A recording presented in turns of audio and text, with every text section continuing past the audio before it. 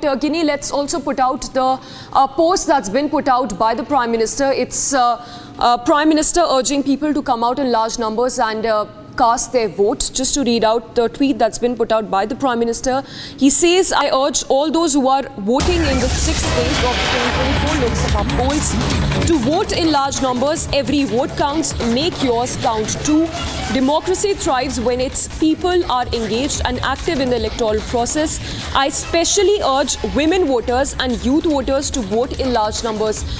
So, Guinea, we've seen how this is the same message that the Prime Minister has put out time and again, that the votes really matter and that festival of democracy must be celebrated by one and all. He's specifically urged the women voters and the youth voters to cast their votes.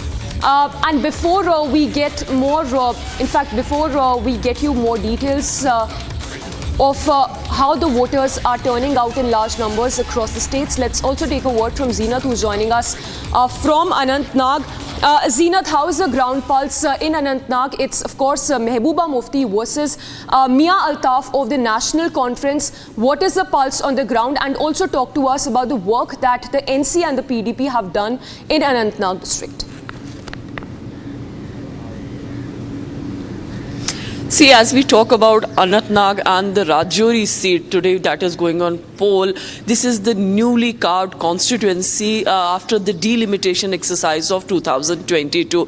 Because we are seeing the voting is taking place in the 5 districts of for this seat. 3 will be from the Kashmir and the 2 will be from Jammu. The main contest will be between National Conference spiritual leader Mia Altaf, Gujar leader Mia Altaf, and also he will pitch against former Chief Minister of Jammu and Kashmir, Mehbooba Mufti. But we are also seeing a trilateral contest here because we are seeing a candidate coming from Apni party, Zafar Manhas, who has a tactic support coming from the BJP. But yes, this time the election is more about the dignity than the development that all the political parties while campaigning has been pitching for this. But we have been also seeing that before this constituency went on polls, we have seen the terror attacks taking place in the Pir Panchal range, particularly from Rajouri and Poonch, which is a major concern for the administration at present, because after the abrogation of Article 370, we have been seeing the terrorism related incidents have taken